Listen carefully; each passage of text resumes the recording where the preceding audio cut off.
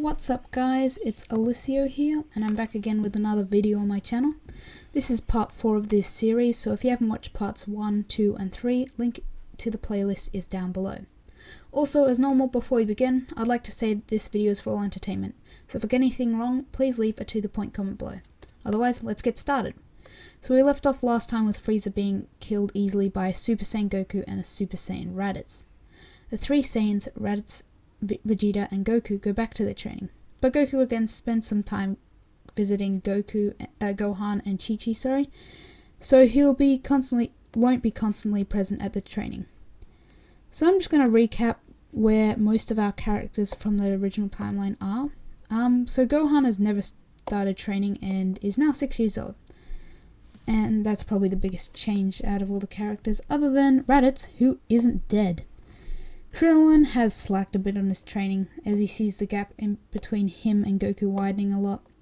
Tenshinhan and Chaozu have continued their training wherever they live, and Yamcha has started a baseball career. Now, as Vegeta has been staying at Capsule Corp with Raditz for a lot longer than the original timeline, his relationship with Bulma starts quite a bit earlier. Now, after about a month since Frieza arrived, Future Trunks arrives, and to his surprise, no one is at the desert where Frieza arrived in his timeline. Now, before we get any further in the story, I'd like to say that I'm not going to change Future Trunks' timeline for all my what-ifs, unless it's part of why the what-if happens.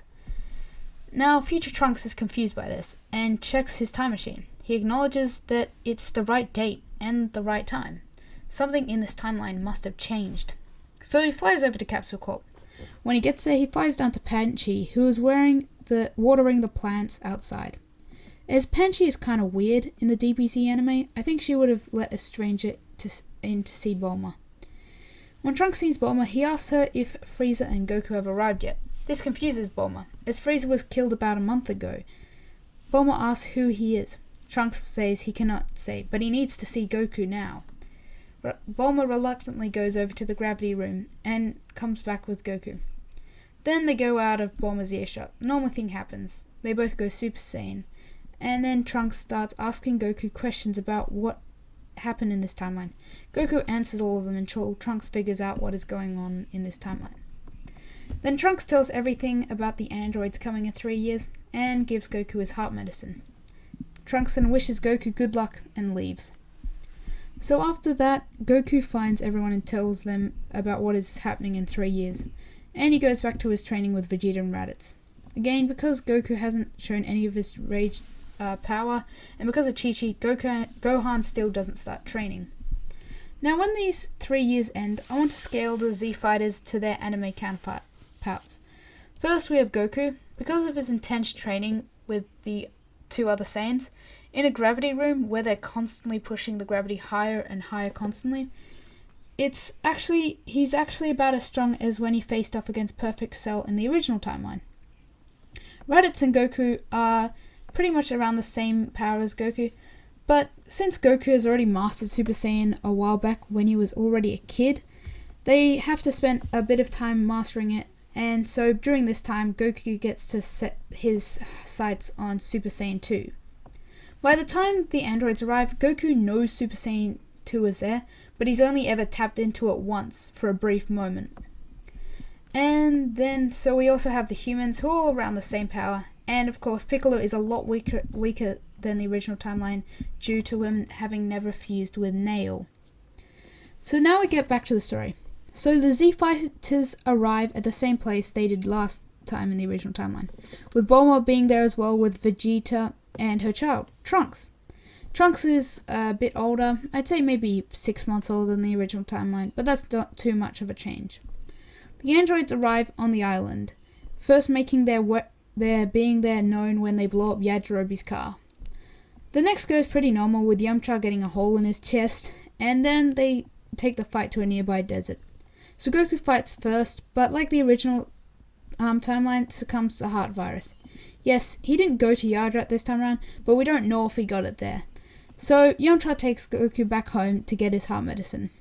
Next, we have Vegeta and Raditz, and it ends up with Android 20 and Android 19 dead. Then Trunks arrives and tells them that the androids they just killed aren't the right androids.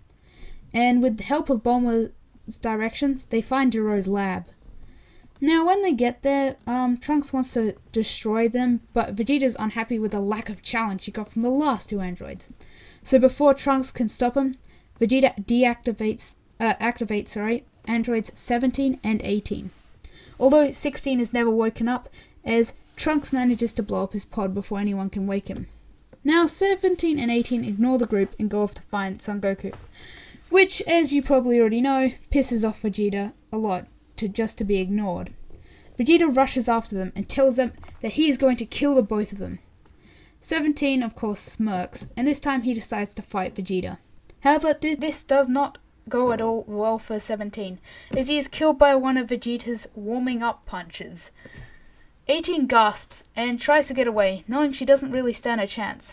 However, we all know Vegeta at this point is still not a good guy in any way, and he blows up the fleeing 18. So that ended quite quickly. A while later, Cell appears, but he only gets through absorbing a few towns before he's killed by either Raditz or Vegeta. Eventually Goku recovers and the three Saiyans get back to training. Again, Goku takes some breaks to spend time with his family, and after a few years, so does Vegeta to take care of Trunks. Raditz doesn't start a relationship, so when Vegeta takes small breaks to help take care of Trunks, Raditz decides to go over and meet Goku's family. 7 years of peace are enjoyed throughout Earth, and the three Saiyans continue training together, pushing their strength to new heights and higher gravities and more intense training with each other. But little do they know that peace is about to be abruptly broken. So that's where we'll end it for today. Thanks for watching, and if you like this video, please like and subscribe. If you didn't like it, please comment down below why, and I'll try to improve my videos if the criticism is constructive. Thanks for watching. Bye guys!